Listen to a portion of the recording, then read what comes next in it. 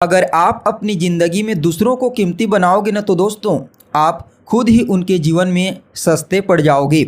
नमस्कार दोस्तों, मैं ज्योतिष आचार्य वासुदेव मिश्रा आपका अपने चैनल मिरेकल ऑफ एस्ट्रोलॉजी में हार्दिक स्वागत करता हूं।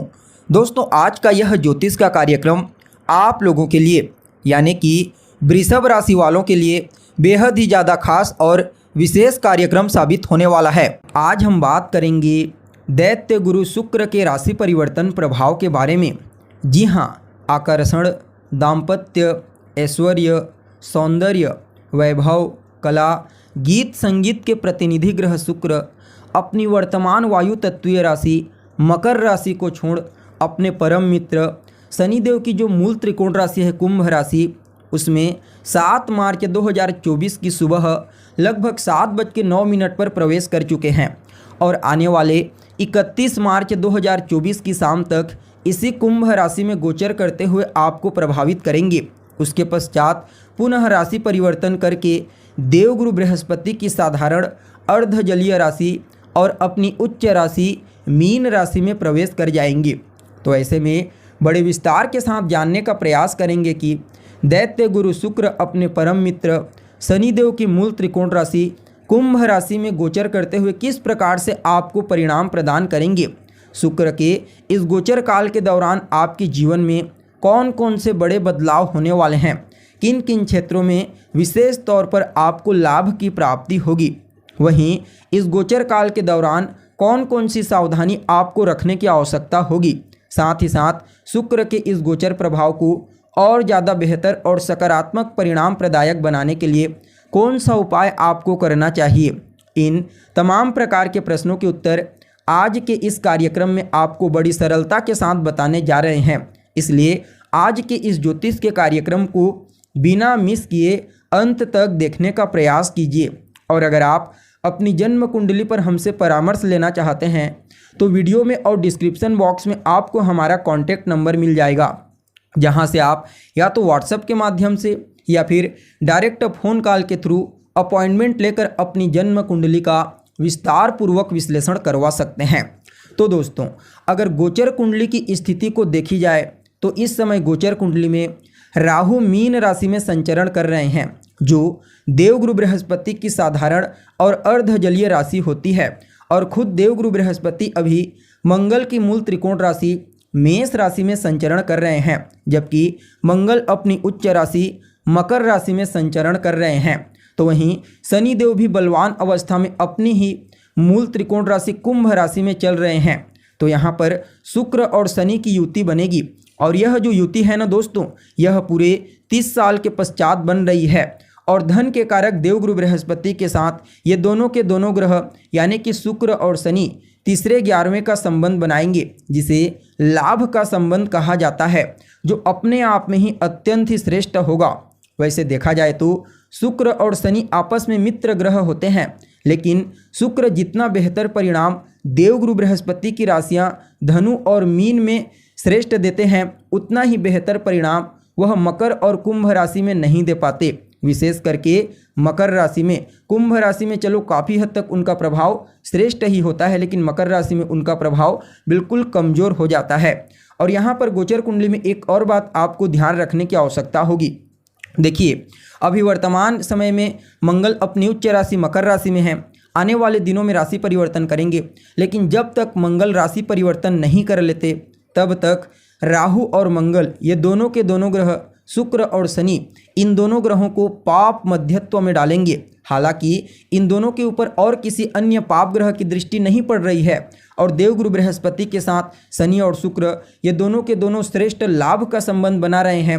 इसलिए पाप मध्यत्व में होते हुए भी शुक्र और शनि को जब तक मंगल राशि परिवर्तन नहीं कर लेते हैं तब तक अच्छा ही परिणाम प्रदायक कहा जा सकता है। देखिए जब भी कोई ग्रह अपनी उच्च राशि में होता है तो वह अत्यंत ही श्रेष्ठ परिणाम प्रदायक होता है। ठीक इसी प्रकार जब कोई ग्रह उच्च अभिलाषी होता है यानी कि अपनी उच्च राशि में जाने की अभिलाषा रखता है तो भी वह अत्यंत ही श्रेष्ठ परिणाम प्रदायक होता है, जो अभी शुक्र के साथ देखने को मिलेगा। जी हाँ, शुक्रदेव मीन राशि में उच्च के होते हैं, इसलिए कुंभ राशि में शुक्रदेव को उच्चाभिलाषी माना जाता है। यह समय अत्यंत ही श्रेष्ठ साबित होगा। देखा जाए तो आप लोगों के लिए यानी कि वृषभ राशि के जातकों के लिए शुक्र का यह गोचर कुंडली में आपकी राशि से दसम भाव में हुआ है। दसम भाव किस चीज़ का होता है? तो मूल रूप से दसम भाव आपके करियर को बताता है, आपके कार्य क्षेत्र को। और दसम भाव में शुक्र का उच्च अभिलाषी होकर के गोचर करना, वह भी पूरे 30 साल के पश्चात दसमाधिपति यानी कि दसम भाव के स्वामी शनि के साथ युति बना करके, और ऊपर से देवगुरु बृहस्पति जो धन और हैप्पीनेस के कारक होते हैं, उनके साथ शुक्र तीसरे 11वें का संबंध बनाएंगे, जिसे लाभ का संबंध कहा जाएगा। और यह अपने आप में ही इतना कॉम्बिनेशन आपके लिए अद्भुत परिणाम प्रदायक साबित होगा। हालांकि आपके लिए शुक्र आपकी राशि और आपके छठे भाव के अधिपति बनकर के आपके कर्म क्षेत्र में गोचर करेंगे, और दसम भाव में शुक्र को उतना श्रेष्ठ और बेहतर परिणाम प्रदायक नहीं माना जाता। क्यों?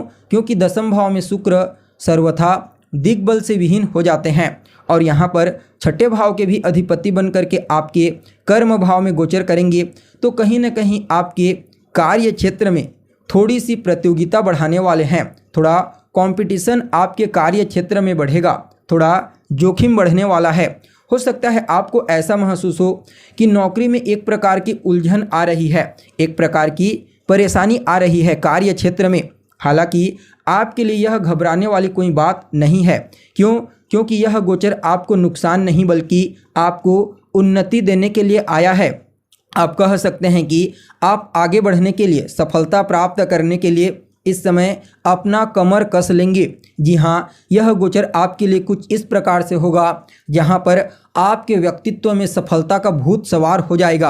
आप इतना मेहनत करेंगे कि कहना ही क्या, और अपने प्रतिद्वंदियों के ऊपर हर प्रकार से हावी पड़ेंगे। देखा जाए तो हर प्रकार से प्रतियोगिता के क्षेत्र में, कंपटीशन के क्षेत्र में आपको विशेष सफलता की प्राप्ति होगी। हर प्रकार से आप अपने दुश्मनों को बीट कर पाएंगे, और कहीं ना कहीं पूर्व से ही आपको स्वास्थ्य से संबंधित कोई समस्या चली आ रही है तो समझ जाइए शुक्र के इस गोचर काल के दौरान काफ़ी हद तक उसमें आपको राहत की प्राप्ति होगी, और आपके मामा पक्ष की आर्थिक स्थिति भी काफ़ी हद तक मजबूत होने वाली है।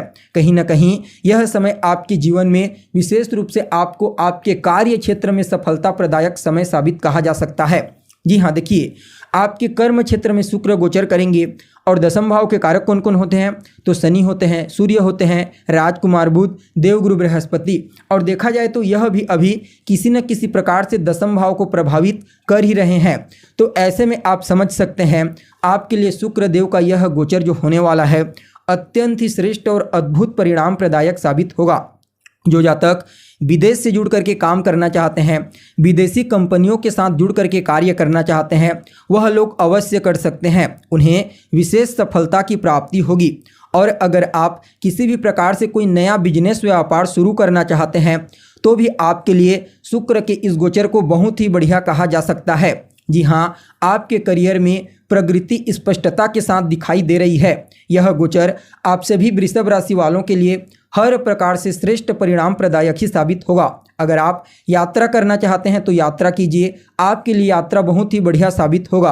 अगर कार्य क्षेत्र में किसी भी प्रकार की कोई परेशानी पहले से मौजूद है तो समझ जाइए वह परेशानी दूर होगी, और कहीं ना कहीं इस गोचर काल के दरमियान आपको अपने जीवन साथी का भी विशेष सहयोग प्राप्त होगा। आपके प्रेम संबंधों के दृष्टिकोण से भी शुक्र के इस गोचर काल को अत्यंत ही श्रेष्ठ कहा जा सकता है। लेकिन वाद विवाद से बचने का प्रयास कीजिए, और किसी भी प्रकार का ऐसा अनैतिक कार्य करने से आपको बचना चाहिए जिससे समाज में आपके मान सम्मान में हानि हो, और कहीं ना कहीं स्वास्थ्य का भी विशेष ख्याल आपको रखना है। कुल मिलाकर के देखा जाए तो आप सभी वृषभ राशि के जातकों के लिए शुक्र का यह गोचर ठीक ठाक ही रहने वाला है। बहुत अच्छा तो नहीं, लेकिन ठीक ठाक। फिर भी इस समयावधि को और बेहतर बनाने के लिए गाय की पूजा कीजिए, गाय को रोजाना गुड़ खिलाइए, इससे आपको और बेहतर परिणाम की प्राप्ति होगी। तो दोस्तों, हमें उम्मीद है जानकारी आपको पसंद आई होगी। अगर जानकारी अच्छी लगे तो लाइक करें, शेयर करें और हमारे चैनल को सब्सक्राइब करें।